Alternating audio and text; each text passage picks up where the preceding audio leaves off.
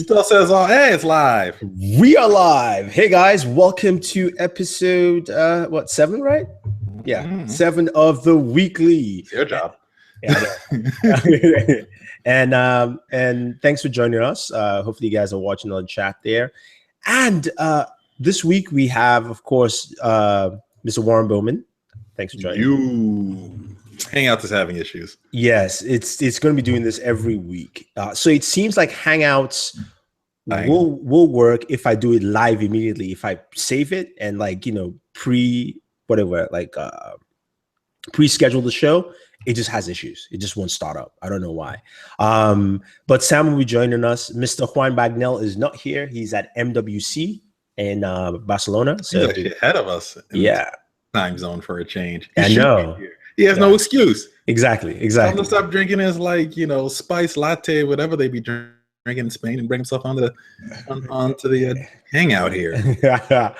But anyway, let's kick things off with the uselessness. We brought this up in the chat as we were chatting this week. But so Google just renamed Messenger, which is the stock messaging app on your smartphone, and they now renamed it Android Messenger. Granted, I personally think they should have called this initially from the get-go, but it does raise huge concerns because we have Android Messenger, right? Which you can separately download. Now, we've got Hangouts. We've also got Allo, and we have Duo. And Google Voice. And then there's Google Voice. 5 messaging apps. 5. Now, granted, Allo and Duo, you can combine them to say they are both one. If you wanted to say, because they both do video and chat separately, but they have 5 messaging apps, and literally, it makes no sense. So I'm gonna throw it over to you. What do you think about that? Because to me, I thought that was just pretty useless. Well, the person that was arguing with us isn't here yet. So yeah. Sam get some solid perspective. But your perspective, when Sam jumps in, we'll get his perspective. It's so useless. It's like, it's not that they just rebranded it. They rebranded it and allowed you to download it separately. So now it's once again confusing the market. Now you have, if you buy an Android device, now you can get the built-in messaging application that either the developer, the manufacturer puts in. Yeah. Then you have the option of the Android Messenger now, which can be downloaded or pre-installed, whoever hell knows how that's going to work. Then you can download Hangouts if you want to use that, which a lot of people have still been using. And then you have Allo, and then you have Duo, and then you have it just, there's no cohesiveness at all. At one point, it was originally looking like Hangouts was going to be that iMessenger solution for Android users, but they seem to just have no idea in which way they want to go and which direction they want to go. This is honestly worse than when it was AIM, MSN, and Yahoo. Remember those? That was the 3 messengers you had to have in college. But those were 3 different services from companies. But then you could also, but everybody had to be on something different. And most people were on all 3. And the easiest thing that you could do was buy something like Trillian, and which I used, and you use Trillian, and you just had all 3 of them in one little thing. Yeah. Now this is 4 different applications, essentially, 5 different applications, including voice. I forgot to put that the last time. Or 6 applications, including the one built into your phone, that all do the exact same thing, which is text messaging. It just doesn't make a lot of sense. I don't understand why they can't just get one app where He lies. Where there's Facebook. Can we see your face, Sam, please? Can you Sam, the camera? go shorter. Oh, go shorter. Let's see. Oh, there we go. But you have Facebook, who has one application for messaging outside of WhatsApp. They won't touch WhatsApp primarily because it's such a big application. Although WhatsApp just got an update this week. You saw that? Yeah. Those updates, I think we'll see a lot of that, but I don't think we'll see where they'll ever put these 2 things together in any shape or form. I do agree. But then I don't agree. I just don't agree. But you see, they developed that app. Of course, you don't agree. Robot. They have everything's coming into that app. It's coming like the American version of WeChat, and then you have iMessenger and Apple doing the same thing with their Messenger, trying to be that WeChat. What's Google doing? Adding an assistant to one app, and then kind of mischaracterizing. Mischaracterizing what? They got 5 mischaracterizing apps. it. Sam, go ahead. Houseway. It is an update. So their announcement was that yes, they're bringing basically RCS to the masses. Basically, they're trying to proliferate. They already did that with Allo. Yeah, that's fine. But that was that they're doing that with Allo. But the update to the Messenger app. This is the Messenger app that comes default, by the way, with Android. No, it doesn't. You can download it separately outside the store. You can, yes, you can, but it's also the default Android Messenger app. Yeah, but it doesn't come. It doesn't come with. Wait, let me finish. I just downloaded it.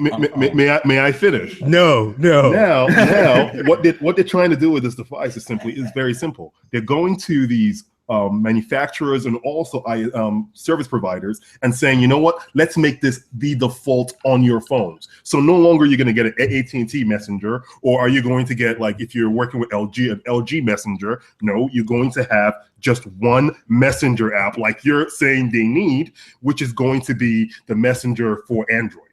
End of story. Okay, and it's going to be RCS, and it's going to support all your groups, and it's going to support all your really nice, moving, cartoony characters, and all the other stuff. You ain't got the answer, Sam. You ain't got the answer, Sam. Eventually, what they're going to do is they're probably going to pare down the Allos, the Hangouts, the Voice, and whatever of the world, and all you're going to get once you open that Android phone is going to be Android Messenger. They're working towards that goal, but yes, they have a lot of apps out there, but you're going to see it gradually reducing. So you're not going to be faced with 6 apps on your phone. Facebook is just one app that has a messenger. Okay, and Facebook does it right, and it's kicking everyone's ass. The only reason they do it right is because people are on it. Seriously, Facebook, to me, the Facebook app is annoying because that bubblehead comes up and it just hangs over your phone. Well, you can turn that off. You can turn that off. Yeah, I just basically go X and that's it. I don't do Facebook Messenger. Yeah, but you can send money. It's a little invasive. You can send money. You can order pizza. You can do a bunch of stuff. So many and everything that you just explained there. Why couldn't they do that with Allo? Why couldn't they do what you just said with Allo? Are you advocating ordering pizza with Allo now? That is just wrong. Okay. Use the damn appropriate app. Use the appropriate app to order your damn pizza.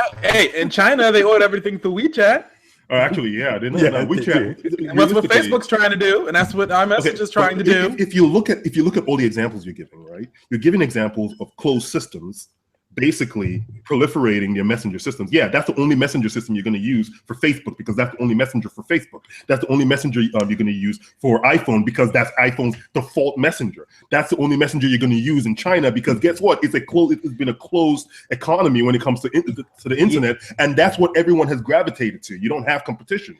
But Android is a totally different space. How are you competing against yourself? Wait. Android made the biggest mistake of fucking up Hangouts. We know that because Hangouts. I disagree with you. It should have been Hangouts was the one that everybody wanted. Hangouts was the chosen one. Yes, and then they pushed Neil off the cliff. Yes, and then they didn't realize it had the high ground.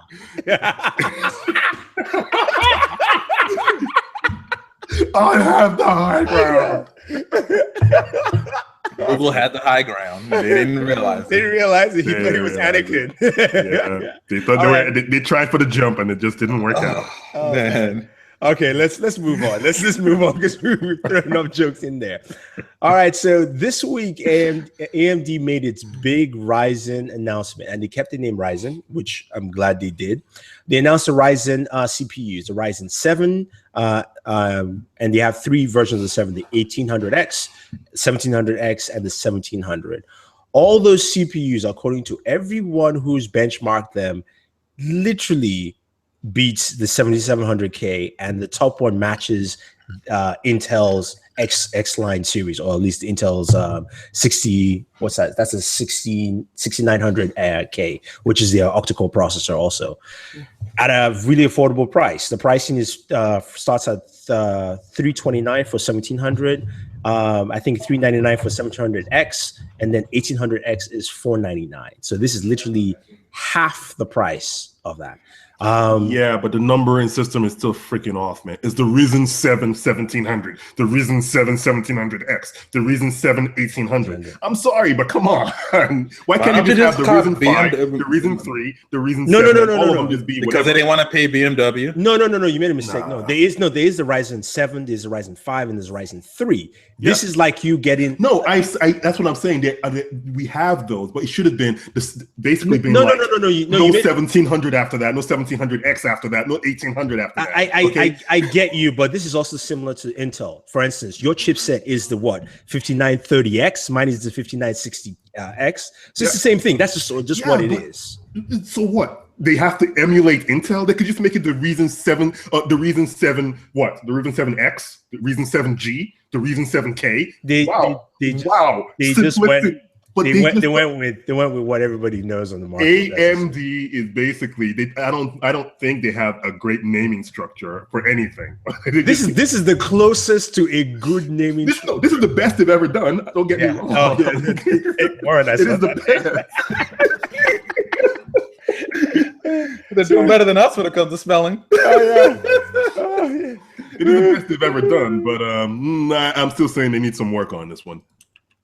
No, but so what do you think about the chipsets and the performance? If AMD can come out and with this kind of performance at this at a good price point, they're back in the game. No, so right now it's the number one selling CPU out there. The CPU. Yeah, wait. Number one selling CPU out there. It just came out. On Amazon. Time. I know. Give it some time. I'll give some time. But what I'm saying is to the effect that everyone who so far has benchmarked this thing has said truly they have created a CPU that competes. So for that gamer, especially, I mean, if you think about it, right? When we make the X builds, we always tell people if you want to make an X build, this is the kind of money you're spending. AMD literally now has just said, if you want to build a powerful gaming PC, you don't have to spend that anymore. You really don't have to throw that $3,000 to do, unless of course you want to throw in 2 Titan X's or something like that in there. Or maybe 3. You never know. Yeah, but you don't have to spend that kind of money in there. So I like that. What about you, Warren? What do you think? I like that they're back in the game competing against Intel because this is going to allow pricing to start to come down. Yeah, on Intel processors and such, and we really start to get some really good competition between the two of them. I think for AMD, this has got to prove to work so that next year people buy their next processors. That's what this is. Like the Ryzen, we'll see a slow build of people grabbing them, but I don't think we'll see a huge shift until the second version of these, because people are going to want to see, is AMD going to continue going down this path? Are they going to keep pushing the boundary? They're going to be able to keep pushing and creating better processors that compete with Intel, who if you look at Intel's roadmap, is really not going to be able to currently push a whole lot of push a great ton of more performance out of their current architecture. Yeah. So this is a time where they could probably take some market share and really can compete well, really bring prices down. I am sure Intel is working on their next generation architecture and chipset and stuff as they're going along too, that they're going to evolve with at some point as well. But I think for the next 2 or 3 years, probably the next 2 years, this is a really important time for AMD to compete well. And I think this year what we'll see is some people buy Ryzen PCs, CPUs, but then we'll also see probably an uptick of Intel sales, because Intel's would have dropped down to where people were probably like, I was already planning to build this anyways.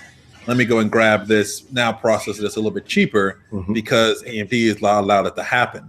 So I think that's what we'll see kind of coming forward. So I'm excited. I'm glad I'm seeing AMD back in the game. Yeah, I would love them to bring back the Athlon name. That would have been really kind of cool to do. Go forward, not backwards, man. Go forward. What I will say with AMD though is I saw some of the benchmarks for the R5. The R5, the top of the line R5, competes with the 7700K. And I think that's the one that really is going to spearhead them in the market, where people will, because if your 1700, R7 is priced at $329, then your R5 will most likely be priced at either 300 or something like 270 or something like that. That is a really cheap build at that point. But right now for the i7 7700K, they're saying basically the 1700 matches it at 329. That's already very cheap. Yeah. Remember, Intel was in the same spot before, and we're talking maybe 8 years ago. You can look at they were in this similar spot where they were the more expensive option for a long time, and it's until it got to around the Core 2 Duo series where they really started to drop price for performance against AMD, and they really started to compete a lot better. And the system builders were because a lot of people maybe new to this game. System builders back probably up until about 2007 to maybe 2009 was AMD driven. It was everybody built an AMD build. I don't know if it's AMD. If it was AMD, I think it was a little earlier. I remember like no, 2004 I think it was, being big for AMD. Yeah, and then you're right. Dropping off after that. I think 2004, 2005 was around. No, because I'm trying to remember when I switched to a Core 2 Duo, and that wasn't until roughly 2007 or so. Oh, okay. So it was like Intel was starting to come with those processors, but it was when they started getting the Core 2 quads. They were doing the quad cores first, and they were getting the performance, and the prices were coming down. Is when I think they really started to take over, and AMD really didn't have an answer because I think what was the processor they put out? I couldn't remember. It was like a different. It had a bad name. I just put it that way. It had a terrible name. It was kind of based on their server-based processors, which I can't remember what they were called. It was A something. I remember. Yeah, no. It was something. It was kind of based on some other architecture that they were trying to do. They were trying to do this tri-core thing, and it just wasn't coming out well. And you mean AMD's tri-core? Yeah, whatever. That didn't because and the pricing didn't come down. It actually kind of went up.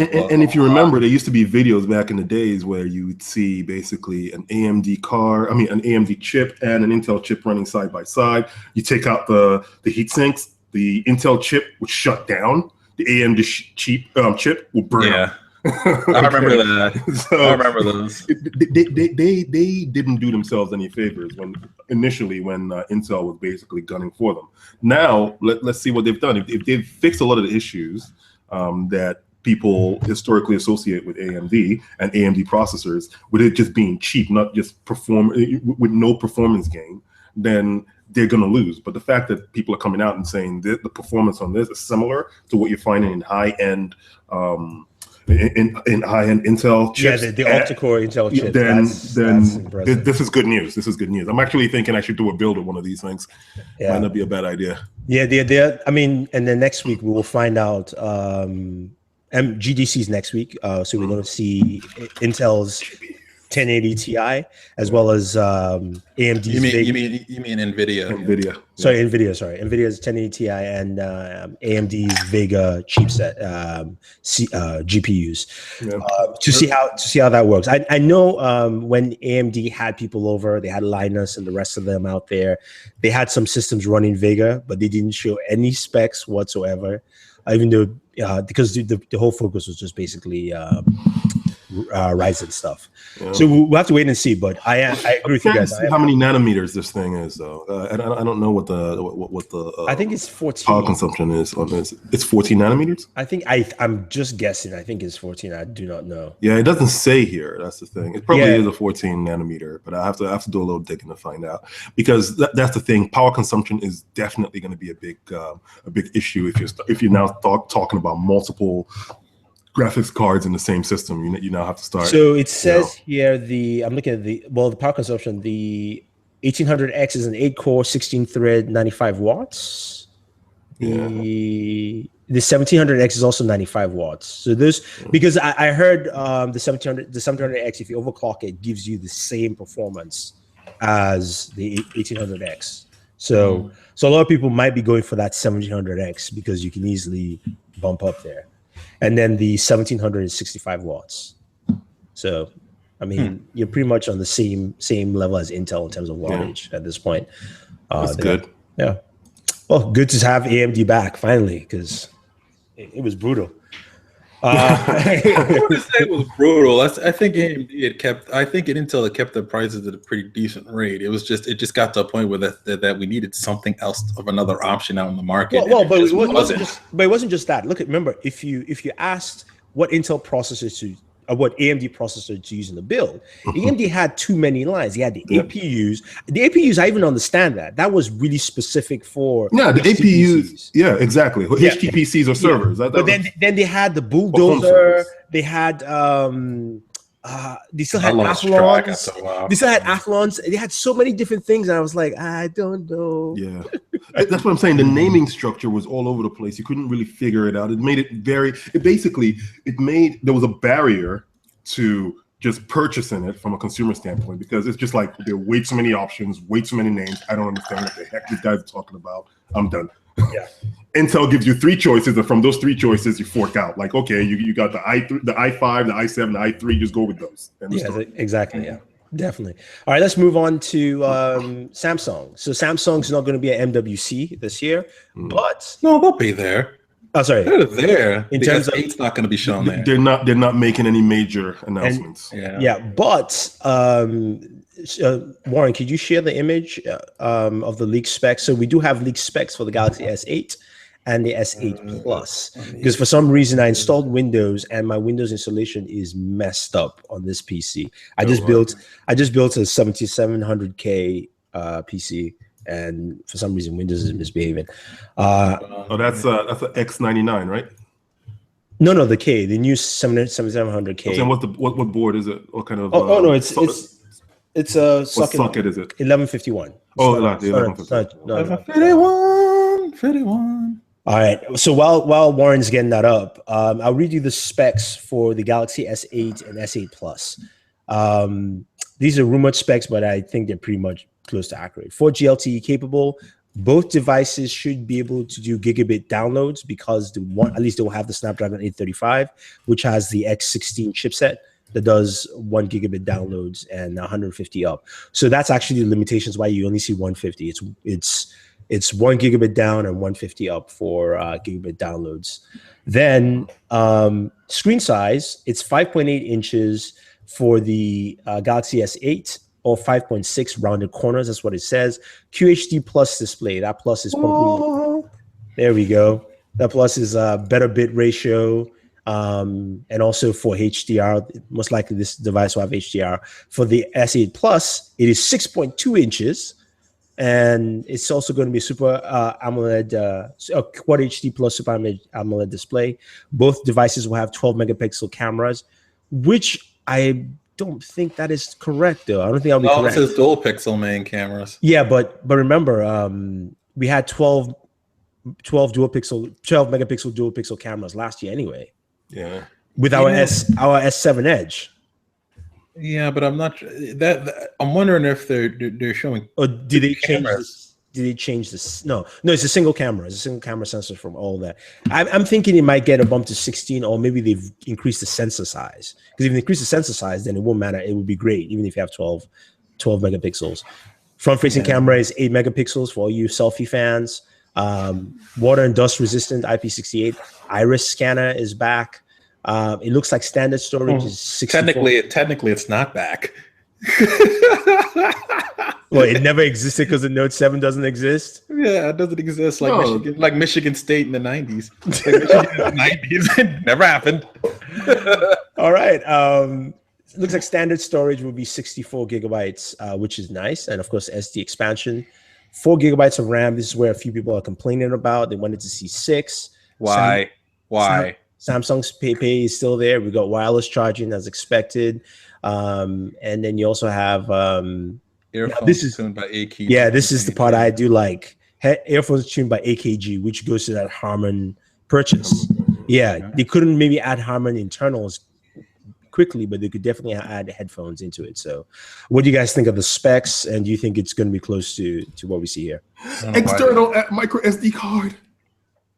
What? I'm just saying, support for external micro SD card. Yeah, it's there. That's big. I'm getting to that's a good move. Where I don't understand why they're still coming out with 2 devices though. At this point, size. There are people who like the bigger size. Yes, size, but there's also these trends that have been happening in the industry where they're fitting bigger screens and smaller bodies. Yeah. So I'm wondering how much longer they're going to really be able to continue to offer this two phone approach when these phones are getting close to being the same size body wise. It's just that one's having a little bit taller screen than the other. Like what I'm worried is I see the S8 and we see the S8 Plus, and we don't get that drastic difference between the two, that they're a little too close to what they should be. Like the S7 and the S7 Edge were a little close in their sizes. Like I want to see two phones. I want to see one drastically different than the other. I don't want to see. So you're saying one should be like the Edge and the other one should be like a regular phone? Yeah, that's what I'm saying. I'm looking at these specs now, and it's like even last year, like you could tell the difference between S7 Edge and the regular S7, but still, it was still very, very close. Unless you saw that Edge display. Imagine if one didn't have that Edge display, or they both had the same Edge display. They were nearly the same body size. I mean, I do hear your argument, but I think, I'll take Juan's place here. The small-handed people, that's where it just comes down to. I mean, granted, the S8 and the S8 Plus are probably close to the size, but for people like us, we will go, the S8 is still too small. And the small-handed people, the S8 Plus is just too big. So you always want to keep those sizes there. You got to make stuff for all sized hands people. Yeah. Even the little orange. All hands. All hands. Orange small hands. Yeah. Yeah. I'm just kidding. Go there.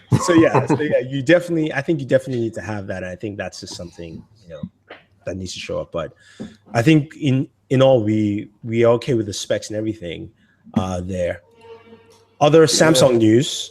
Looks like Samsung is pushing forward in AR, so AR glasses, some leaked memos, which is good. I don't think there's much to talk about, but there's a lot to talk about. The next company who says their next AR. Oh wow! He just goes Samsung AR. Not much to talk about. Move on. No, because it's not. We don't know if it's factual. It's really just a bunch of renders. It really renders. So there's really not really much to see. Well, they have a couple of things. Volutus and Traveler or something. They got a couple of things. They're talking about glasses. It's all concepts though. Yeah, but I mean, it's moving forward, and we saw a demo at CES with an 835 chipset in the AR glasses. I actually used it. It was really good. I mean, the glasses felt a little bulky and all that, but the one was a 720p display, one was a 1080p, and it was really weird watching the movie overlaid over someone I'm looking at, and I could see both of them clearly. That's interesting. So I was like, wow, this is, and that was just powered by the 835 chipset on there. So the 835 is going to be it is a powerful chipset, especially with the wireless connectivity on it. It's pretty fast stuff. It's going to be interesting to see how that's used. Yeah, definitely. So I think that's something that will go a long way. But again, moving back to that other company called Microsoft, who says basically rumors have come out that HoloLens 3, not 2, will be coming out in 2019. So Microsoft is looking to skip number 2 to jump to number 3. And you got to have one first that actually reaches the consumers. Yeah, exactly. So that's the rumor out there. And so, Sam, remember the discussion we had this week about Satya Nadella and Bill Gates' original vision? Yes. So there was an article where Nadella said he didn't really agree with Bill Gates' original vision, where Bill Gates wanted a PC in every home. Mm-hmm. And he says that vision is a little archaic and not there anymore. Yeah. And I'm going, and we both agreed that, like, to a certain degree, to a large degree, he's wrong, because a PC now has evolved from just being a desktop, right? Mm-hmm. I mean, what do you think your damn smartphone is? Exactly. So your mobile phones are PCs. That's what they are. Oh, Jesus Christ. So they've moved to that format, and this just kind of goes into what the rumors of HoloLens being delayed. Also, the fact that Microsoft came out with something that everybody was really impressed with. He showcased it. It looked good. And then it's nowhere to be found. Yeah. At all. Yeah. You can buy it for $3,000 as the developer kit, but that's pretty much it. And we're hearing rumblings that Apple is probably going to drop AR glasses this year. This is a perfect year to do with 10th anniversary of the iPhone. Mm-hmm. Works. People will just eat it up like it's hot cake. If those AR glasses drop, they need to kill it. Kill the HoloLens. You're done. You're Yeah. already done. No. I wouldn't say kill the HoloLens. Oh, I would, because Samsung's ahead of you. the- Samsung's ahead of you. Google's ahead of you. No, Apple will be ahead of you. And beyond the fact that those you have are all Oculus and VR. Facebook and the rest of them ahead of you. No, those are VR mainly. I think what Microsoft is trying to do is very different, right? They're done. But at the end of the day, it's still the question's still out there, right? If you don't have a hardware that is in people's hands right now, you can't really push your vision of the future. You know, I think Google found that out after making Android for how many years, and they're like, you know what, we kind of have to put our own hardware out there, and now they have their own Google branded like device made by them and shipped by them and sold by them. Well, that's more. They've always made their own hardware. That's how the hell Android got to be big in the first place. No, someone else. But they making the hardware. Somebody else still made their own hardware. They just slapped the sticker from saying Nexus to Pixel. That's all they did. Not true, but this time around, it's not like they you go. Yeah, no, they did advertise. They did advertise, but this time around, it's not. Let's advertise. grab this big name company and bring them in and show them how to make a good Google device. This time it's okay. We want to make a good Google device. Let's go out and get a company to make this device for us. Unlike let this company make their device and then we'll put Android on it, which is it's a very different dynamic. Google designed every single phone that they made. There was their specifications. It was even the Nexus phones. Nexus phones were their thing. Had to be. The only difference they did this go around was slap a new sticker and call them the Pixel and actually advertise the phones. That's the main thing that they did this time around. And I know Google was involved with the design process, but I think a lot of the design for the Nexus lines were really what these companies wanted to show up. When you look at they were being cheap. When you look at taking a company like Huawei and basically putting the scanner, or even the LG phones, and putting the fingerprint scanner in the back, that's definitely a very provider-driven structure. Now, Google didn't push that; that was already on some of their devices, and they just pushed it onto their Nexus devices. So the provider, the designer identity, or the manufacturer identity was still in there. Google might have facilitated part of that design, but it wasn't a 100% Google device. You know, but eventually they had to come there. But I'm saying eventually they have to come to the fact that I don't call a Pixel 100% Google device like that. It's like, we know it's made by HTC. They put the scanner on the back. The damn device is mostly inspired by the A9. You can clearly see that. Mm-hmm. And it's just that they just said, all right, we're going to actually put our marketing presence behind this particular brand. That's what they didn't do with the Nexus, and that's what they did with this. But by doing that, it got people's attention. And the other thing that they did is they weren't cheap this go around. They didn't gimp the phone down and try to go with a less respect device. They said, we're going to put these specs. We're going to say this is comparable to the iPhone and go in that direction. Microsoft going back into Microsoft, they've done none of that with none of the devices except for one thing, and that was the Xbox. Killed off their mobile devices. They basically killed off their mobile devices. And to me, the problem with Microsoft is, and we could have a whole long debate about Microsoft themselves, is that they had two routes, right? Yeah. One is how they treated the Surface. Every device that you make, you got to treat it the same way you treat the Surface, right? You put marketing, you put focus into it. Or two, you say Surface line is different. Everything else, we'll push it like a Nexus. We have OEMs. We go to Dell. We say, Dell, now that you're a private company, now that we own 10% of Dell, by the way, Microsoft owns part of Dell. Let's not forget that, because they helped them go private. And Facebook and Yahoo. So Microsoft, you go to Dell and say, hey, Dell, we're gonna make HoloLens, for the mass market. You're gonna get the first batch. You be the first one to release it, and then 6 months later, HP can join and whoever wants to. Yeah. But you're gonna be we've showcased HoloLens as developer kit and all that.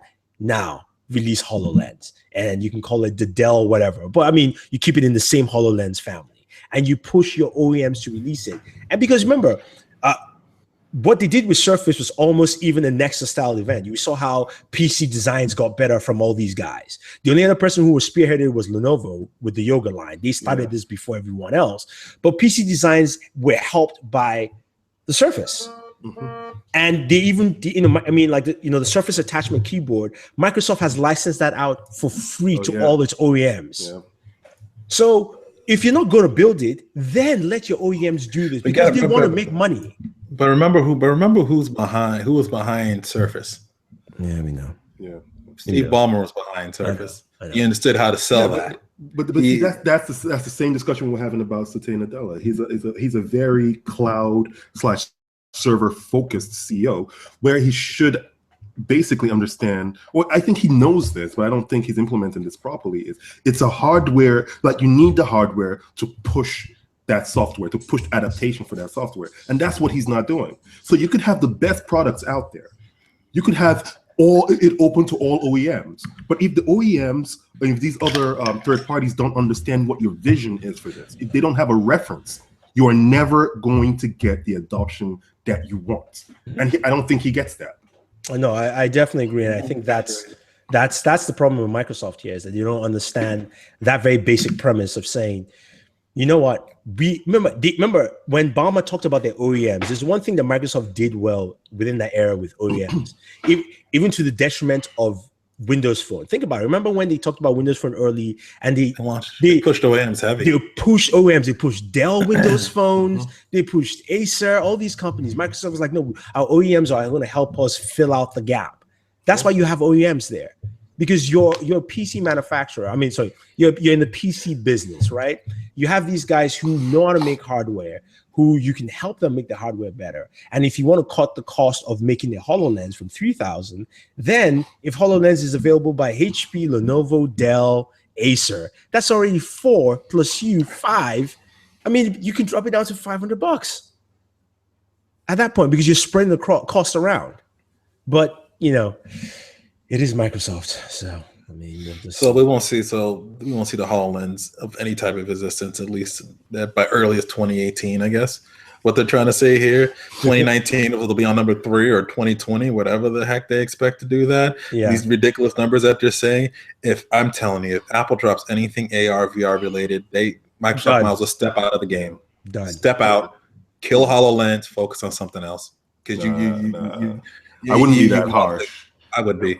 I would, because it'll be just another Windows phone with them. It'll be just another Windows phone, and Adele is not a hardware-focused guy to make that work. I think what Microsoft is trying to do with augmented reality or enhanced reality, whatever they want to call it, is just simply a lot different, and I think a lot more practical than what a lot of companies are trying to do with VR.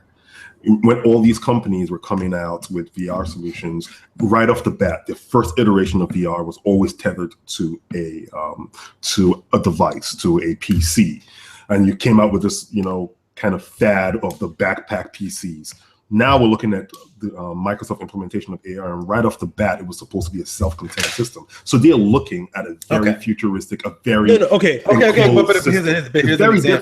here's an example of why it's very different. But if they need to get this out here, or it's going to be too late. We just went to CES and saw Asus do the same thing with an AR phone, with a phone already there, already available, ready to go. Yeah, and you're not talking about the glasses that I saw. 835 powered, you can put it on, you can navigate, you can watch content, and it works. Battery life, I think, lasts for 3 hours for that. So what are they going to do? You can watch content, but can you basically, does the content interact with objects that you have already? No. Which is the vision, which is the vision for what Microsoft has. I get that. Interact with real life. See, but the problem is not that. The problem is perception. This is what they are fighting, is perception.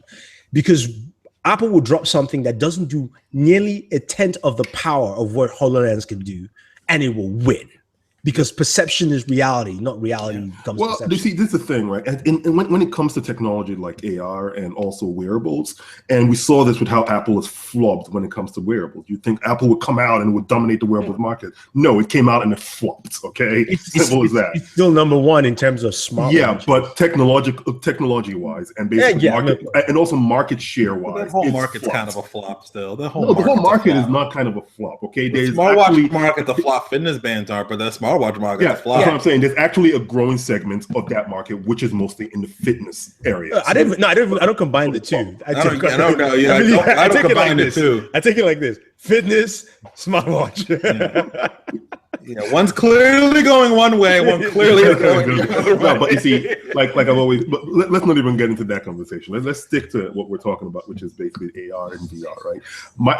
Apple could come out with an AR or a VR solution, but we already know that their company is not focused to delivering basically to delivering an AR experience that is, future thinking that basically would be there for 3, 4, 5, 6 generations of the device. We know that Apple hasn't, or at least haven't signaled they're gearing up to something like that.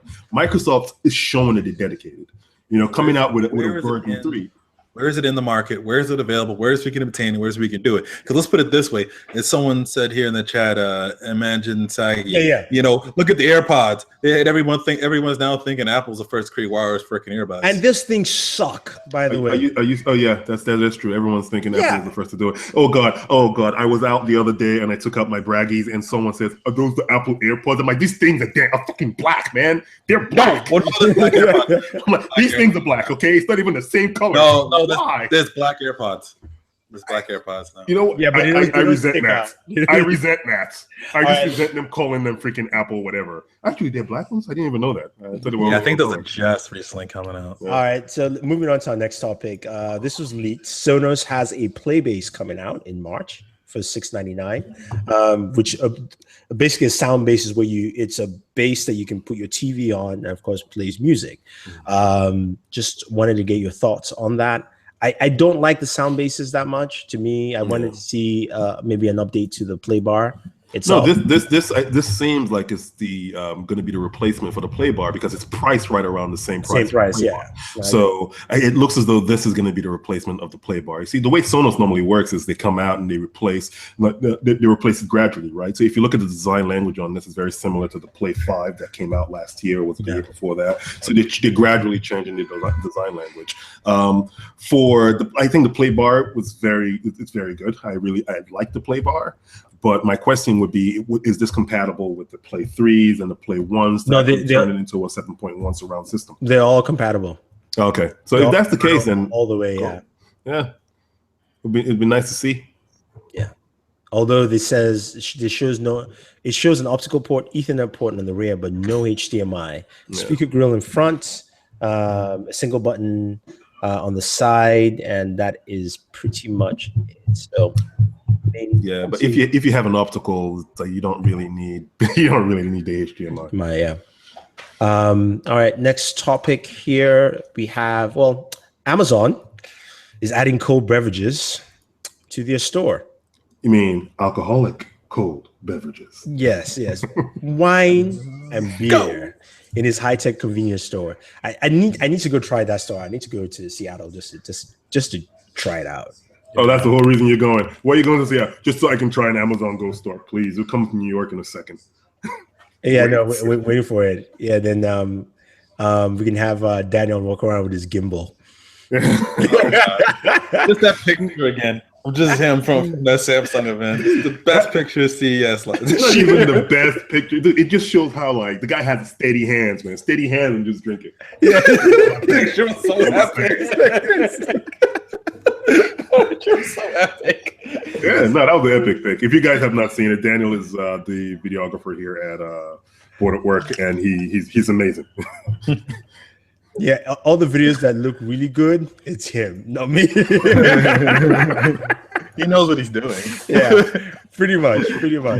All right, so before we wrap up, let's talk a little bit about MWC, which starts off Sunday, pretty much. Press events from people like LG, Huawei, BlackBerry through TCL, Nokia also. What do you expect to see from the show? Because there've been a lot of leaks. This MWC has leaked a lot. I mean, I think we know every device that is coming out at MWC to a large degree. I mean, because they're all trying to get ahead of Samsung. It's like they all originally thought they was like, is Samsung going to be at MWC? Crap, we got to get our stuff out there. And now they're not. Now they're not there. They're coming later. It's like, well, now we got to make sure we release before Samsung shows up. And any devices you're excited to see? I'd like to hear more about the P10. See what Huawei is going to be doing with that. Yeah, Huawei seems like the company to be excited about. I'll be excited for what's their names. See what LG is going to do with the G6. You know what that's going to be all about. It's going to be interesting. See how they come into the market with what we've seen from the leaks. Looks like a very conventional phone, but it might be the thing that they need to do. In regards to that. It might be releasing much earlier than we expected too. So Yeah. the rumors are now saying March 12th. It's got to get out there before. If it's the 12th, then that's good by them because that's good by them. It's got to get out there before Samsung gets out there. Yeah, March 12th gives it a 2-week window from announcement, which would be on Sunday. Roughly 2-week window. It would be better if they could do it unannounced, on the day it was announced. So. Yeah, MWC just never that. Nobody has done that. Yeah, well, it's not that nobody has ever done that. They need to do that. HTC did that on the but the M9. M9. Remember, the event was in New York. That's the thing. You always have to do the event in New York if you're going to launch same day because you can get U.S. carriers to launch for you same day. U.S. carriers had one carrier that day too. U.S. carriers don't like to do that in Barcelona. And it's also a thing with the time difference, right? By the time you're announcing it there, it's really late night over here. So, but just releasing it even the next day or the next couple of days, it's like the faster they can bring this thing, like from announcement to release, they basically cut down the amount of time people have to go, do I really want this, to get the excitement. I agree. It should be, they should announce it and say select markets, the 10 select markets on Friday. Yeah. They should really get it out there as soon as they possibly can. There's I guess Nokia's re-releasing the 3310 apparently. Yeah, but it's going to be running Symbian or whatever. Yeah, right? S30. I thought they were going to make it run Android and still keep some of that classic look, but it looks like it's people just want to play Snake. I don't get it. It's like that's what people want to do. I understand it's the most indestructible phone out there, but like, you just want to play Snake. I mean, I'm assuming that's what they want to do with it. Who the hell's texting on that thing? Good God. Well, no one's T9 skills are good anymore. There are people who really like the old school dumb phones. Yeah, I know there's the people. This is probably going to be one of those throwaway phones as well. So you go into another country, you need something solid just to make calls, no texts. Yeah, but I don't know. Even that I find difficult because you're still going to want to WhatsApp your family members wherever else or use your Facebook. So I don't know. I'm exactly sure. I'm excited to see what TCL does with the BlackBerry because I saw that at CES. It was actually really good. I mean, those guys built some good stuff. I didn't get a chance to see it, but I saw some videos of it. Yeah, it's the fingerprint sensor is underneath the space bar, so you just you tap that. I mean, it looked like a solid device. I mean, love to see some more hands-on on that. As we're talking, leaked in Samsung fashion, leaked specs for the Galaxy Tab S3. It's going to be 9.7-inch display, HDR support, S Pen. Isn't this the one that's supposed to be making a Surface competitor this go around? I don't know. I think it's running Android, right? But I heard they've been working on a while on something to compete with the Surface. I remember last year they released it at CES, but they had that last year review that. But this I think is Android based because the Tab S line is Android based.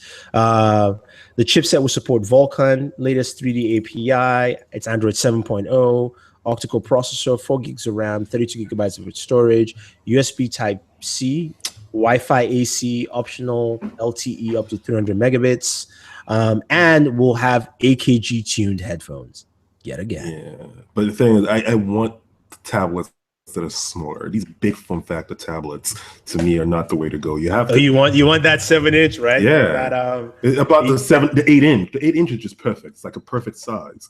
When you start going to the 9-10 inches, you're not talking about pseudo laptop replacements. And if it doesn't function like the Surface, kick it out. Well, no, they have the Tab S Pro. Tab S Pro is the Windows one. Tab Pro S or whatever the heck I call it. That's what I'm saying. With the size, with this size, it should be like the Tab Pro. That size is good for stuff like that. But for something like this, the 7.5, 8-inch, I think that's the perfect form factor for it. Because no one wants to be carrying a huge 10-inch or almost 10-inch tablet. Yeah. I wouldn't slam, but like tablet on a train or in whatever. I don't know. The size is the only thing. I like the specs, but the size is the only thing that's kind of making me a little reluctant to like it. Yeah, and then the Motorola G5 in the wild. All these things are just leaking like hot cake, man. What the hell? Like that's just like that's not a leak. Somebody took that off the damn truck. Like when there's leaks, it's usually a phone. They did an unboxing. Oh, someone stole a Moto G? Basically. Yeah. I'm just kidding. So again, Motorola has dumbfounded me by having that physical home button, which has the fingerprint sensor, where you should put your fingerprint sensor right there on the M logo. Why does their box look like a TurboTax skull or a Quicken box? It just looks like it. It's the oddest color choice. If you keep scrolling, I think that was a USB Type C on there. So it's USB Type C. Yeah, go back to that again. Oh, my bad. Just 1 second. Is it green here? Oh, that must be going straight to Brazil. Yeah, that's why it's that color. Oh, probably.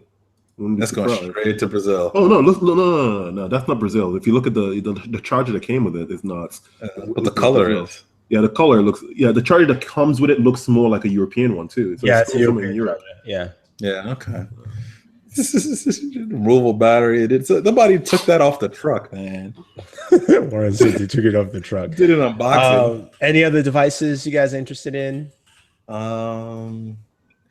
Is Leco rumored to do anything that's going around, or are they keeping it quiet? They're keeping it quiet. Remember, they had a huge push last year. So well, I think it's really cool. They need to do it in a city where it's closer to where most of the press is. But the event that they had, where they showed all their devices out kind of at once, was actually a pretty cool thing. Kind of had their own little mini CES kind of, but it was their own thing where they announced their phones, their TVs, their cars, all their stuff in one event. No, that's true. That is pretty much it, guys. I don't think MWC can have a whole lot of phones we'll see here happening in the US. I mean, I don't know what Xiaomi is going to do. Yeah, not sure. I know Xiaomi did say that they will have the Mi Mix 2. I'm not sure if it's going to be here or at their own private event that they usually do. But don't forget, like last year, one of the really nice devices out there for MWC was also the Alcatel device. Oh, my bad. Yeah. The BlackBerry press conference is going on right now. It's Saturday today. Engadget is tweeting live blogging. Yeah, I forgot. It's a thing we used to do. Yes. and everyone kind of almost just stopped doing it at the same time. Bad internet connections. Well, yeah, internet connections over there are not going to be the best, but no, I'm saying like with phones like Alcatel and the other devices there, also the Firefox phone, the MWC. So MWC has devices. Firefox phone. Yeah, but they were actually cool devices. You can go out there and look at. It was cool to eat the shrimp while we were looking at the device. It's off. You know what I'm talking about. Remember the other phone, the Russian phone with the 2 screens. One was the Yoda phone. The Yoda phone was also an MWC. So devices like that. That wasn't an MWC. I was just thinking about that other. Remember the first year with the CES. Else OS. Yeah, we chased that guy down the hallway. It has to be. You know what I'm gonna redo that video and just talk about it because it was the coolest OS. It was you could just use one hand and a finger and just scroll through all the menus. It was something out of like Minority Report. And a dual screen, I think, right? It had a second screen. No, just one screen. I thought it had like a ticker. I don't know if that one had a ticker or not, but it was absolutely fantastic. I think MWC is a good place to see devices that might not be mass market devices, but devices that are off the beaten path, like stuff that are interesting that you would want to see. Oh wow, someone's actually thinking about something like that. So MWC is a good place for it. So you might not be hearing a lot from the Samsungs and LGs of the world at MWC, but there are devices there that people definitely would like to see and pay attention to. Yeah. So even though we are not there at MWC, stay tuned for some footage from us, from MWC, some of the coverages for the different announcements. Can't tell you anyone specific. Yeah, but it did have a secondary ticker display at the top. Well, it wasn't a ticker. It's just that everything in terms like the battery and all that stuff. Yeah. Battery indicator, the clock was on a display above the rest of the display. Yeah. Yep. All right. So just had to look at it. Before we bounce, I was going to ask a question. Did you hear about Elon Musk and the whole? I guess his debate or his reply to the idea that his workers at his factory needs to get unionized. So the guys at the production plants should be unionized. So did you hear about that? No, this is my first day hearing it. What's the? So he said he wanted to be unionized. No, he had a response to, I guess, one of the workers there was pushing for being unionized. I guess, and also I think the steel workers or one of the unions are trying to get into the Tesla plants as well. And his idea was that you don't need unions when you have equitable pay, and unions only drive the cost of things up. So it was an interesting article. I think people should go out there and look at it. It's a tough one. It's a tough one. There's good and bad that happens with both of those. But if at the end of the day, if you have somebody that's handling things properly, paying people well, and no one's being mistreated, there isn't a reason for it. If it turns into a situation where workers are being taken advantage of, then there's obviously a reason that might need to exist in some way or another. But it looks like for the most part, in Tesla's case, they're working that way in the way they are, with Elon Musk, who, from what I've heard, is paying people well and doing what, no one's being mistreated terribly bad, and people are happy working at Tesla apparently. So it's interesting, I would say. Yeah, no. I think it's interesting in light of when you start looking at companies, companies like Uber, and you start looking at companies like Lyft, and you start asking yourself the question, like, these workers for these tech companies, because that's really what Tesla is. It's a tech company. Yeah, it's just an energy company. Should we bring unions into the tech space, and how do you reconcile, having unions in a very fast innovation type environment? Do unions really fit into that architecture? I think it's tough, but I think you can get it in there if the union thinks almost like it's a subsidiary of the company, in a sense where they have to bend, flow, and flex the same way as it moves. Because tech companies are like that, right? They evolve, they change. Tesla was, initially you thought of Tesla as a car company. Then you're thinking of them as, okay, a car company, they make batteries. And then you're like, okay, they're a tech company because they make batteries and all this other stuff that can be applied everywhere. So that's the same way the union needs to flow if it's going to work well within that space, in a sense. I don't know how it's actually going to work, but I think that mentality has to go together. Well, as somebody that kind of works in that space, it's that right now the market dictates people get paid at a certain rate that's well off enough, and people kind of understand. There's an understanding within the tech industry that you have to get your experience up to a certain degree to get to a certain point of this. There's kind of an unofficial and that to me is exactly what, like I said, it's an innovation-driven industry. You have to continually upgrade your skills for you to make money in the tech industry. So I would worry about skills upgrade, people, improving their skills, because you would have to have a union that would have to support and push that. Yeah, no, exactly. And those are one of the key things to have, because not every company will want to necessarily just improve the workforce, because it's easier to get somebody outside cheaper come in for higher skill. People move a whole lot. That's the other thing as well, too. The one thing about working in the tech industry that I can tell you is that people move and move often. You don't have people stay in a position for 5 years maybe, but that's a long time. You don't have people staying in places for like 10 or 15 years. They usually, in the beginning, they're 1-2 years here, 1-2 years here, 1-2 years here. They might stay here at this place a little longer, then stay at the next place. Then they're usually hopping from job to job to job based upon if they're making the next step up or next evolution up into where they want to be in their career. So I don't know where a union would necessarily fit in that. I don't think one isn't needed right now, because it's kind of self-policed on the fact that everybody knows that works in tech. You know what the pay is, you know what you're supposed to be, and you do not work or do not accept anything under that. And you may think you know that, but here's the pure fact for it. For instance, when the whole debate about immigration and H-1B visas, the reason why tech companies love H-1B visas is because they pay those people less than Americans. That's just it. Yeah. And they don't know because you're getting a job, right? But the thing about it, it's also what a lot of those folks are doing tend to be No, it doesn't matter what position. Low level coder based things. Does not matter. The study said does not matter the position at all, whether it's low, mid, or high. I'd like to see that study. I like to see when they say low, medium, high. What are they considering low, medium, and high? I mean, they're looking at other people in either different companies and seeing where they are. But that's also a general. And titles in the tech space. But a funny thing and depends. The title doesn't matter what they do. That's part of it. The titling is a way to scheme people. That's what you do in companies. You create titles so you can actually change pay structure.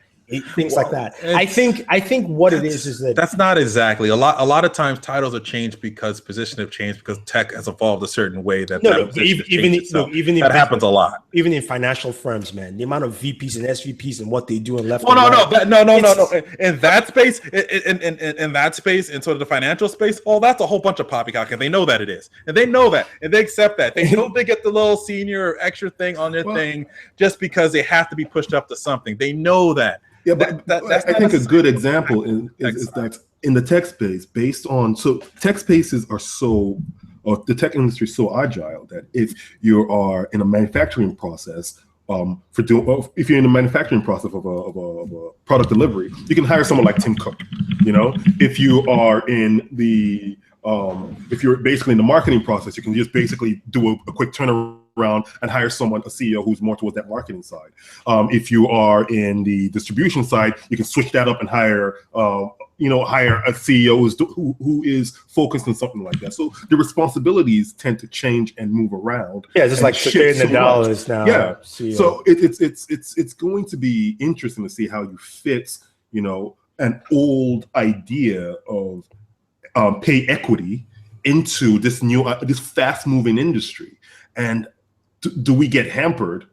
And I think this is what Elon Musk is basically trying to say, that you would hamper the industry. You would hamper a company like Tesla if you had a traditional, United Auto Workers Union. No, I definitely agree, but I think that's the problem. Everybody's a movement would slow down in the industry. It's about fluidity of movement. I disagree. I think it's the way everyone's looking at it as unions, as the old unions, and I agree on that point. If you're going with that style as you are, I would say look at nurses unions in hospital. They're still tied a little older, but they're more fluid. If you work in a hospital and you see how nurses come in and go, there are nurses who travel, nurses who are traveling nurses can join the unions, and there's a lot of continuing education. I think that's the main thing. I think a union in the tech space has to look at more about continuing education, which benefits the members to get better positions. But usually the new stuff is ahead of the education, though. Yeah, a lot of times it's already ahead. And also knowing what pay scales are within the company and also externally, so members understand where they need to be and how much they need to earn, because that's the key thing they need to. If the union only does those two things, that's fine. That literally is fine, because if anybody that's working in the tech space doesn't know their pay, then they're already doing it wrong. Because it's pretty simple to figure this out, and it's pretty transparently out there. This is one industry. I mean, I've been in for about 15 years, that I could tell you. No, you should know what the hell you have. I know you can. Even if you're not from here, you should know what the hell. I can tell you how it is. Going from you're talking about going from, say, you're working in a small startup, you get a job offer at say Google for doing some coding, they're paying you $120, and then Cisco is coming with another offer maybe a year later, but you know that same job in Google, you don't know what it is in terms of pay scale where it would be, because Google has different structures. If you're moving within Google, YouTube, all the alphabet, they would relatively be the same. They wouldn't be that far. If somebody's offering you a gig that's outside and they're trying to pull you out of Google, they are most likely paying you more. In any case of that, they will say they already kind of, but it's already self. See, I'll tell you this. Look, knowing about employment, never think you know how much you're earning, because most likely you're getting less money. That's the only thing you can go with as a human being. And with a lot of tech companies, there's a known base, but people do negotiate. Good. So trust me, like if you find out you're getting paid less than someone else somewhere, they will do the FU, go someplace else.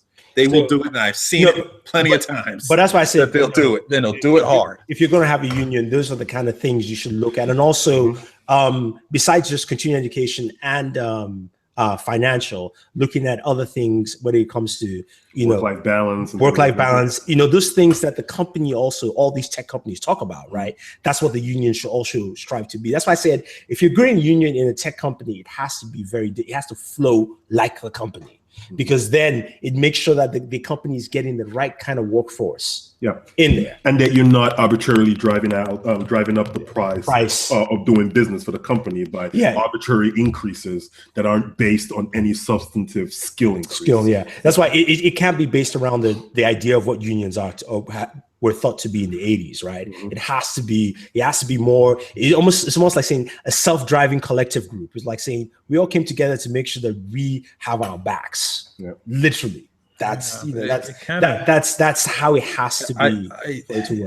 I don't know how that, and the way I understand how the industry works right now, I don't know where that would lie into. Maybe specifically in certain parts of it, such as the coding and programming. I could in certain companies it can work. Microsoft, for example, of one place where that will work. Tesla, maybe not. I don't know how Tesla works as a company, but a company like Microsoft, especially with the layoffs and firing, and even in the past when Microsoft used to redistribute people around the company. So if you're learning skill sets, that's great for you to go to another department anyway. But also the people that are laying off are also the people that have learned a lot of skill sets within Microsoft and are getting laid off from Microsoft is like getting a full-time job from somebody else in terms of what the hell you're getting out the door. I understand that, but I'm using that as an example. I'm saying that you still have to, because if you don't, just because Microsoft employees are perceived a certain way doesn't mean that everybody is. That's why I say something like that makes sense. There are people, there are also people who remember who they laid off in the marketing department don't know how to code or anything. So there are many departments in the company. But that's the marketing department that's going to go in the marketing realm of things. I know. We know how they all jump the hell around. So I think again, it just has to be something that fits a very different mindset for what it has to be. Well, and anyway, on that note of talking unions, I think we are done for the day. Stay tuned for MWC coverage. Get going here. At this point, we can tell Warren, give us your last word. Oh, the last word? Because word. Oh yeah. Do the last word before we go. The last word this week. I'm thinking about everything that's been happening this week. I would say the last word is on these damn messaging apps. Google, pick one. Pick one. So we can just follow that one. We're all willing to switch to something if it's going to be better service and provide us better features, but just tell us which one it is so we can evangelicalize and get everybody on that one thing. That's all we want. That's all the hell we want. Okay. And you guys will be seeing Sam's video later on today for the headphones. Yes. And on my part, I might have to get this build done properly so I can show you what the 7700K can do, and maybe hopefully we'll compare it to a Ryzen chipset when we get that build up, so we'll have at least comparable builds for you in terms of performance. Wow, that yawn and tongue sticking out there, man. Take it easy.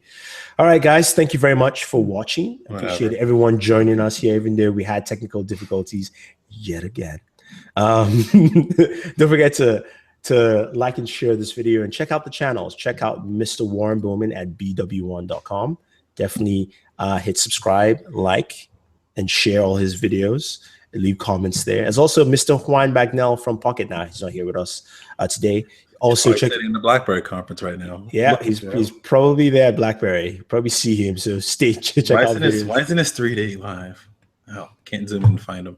Yeah. Why isn't this 3D live? I want to go ahead and zoom in and look who's there. And then, and of course, you can follow Sam on Twitter. It is @BlackIron_man. And myself, Thunder E, supported work. So I want to say thank you and always enjoy your entertainment.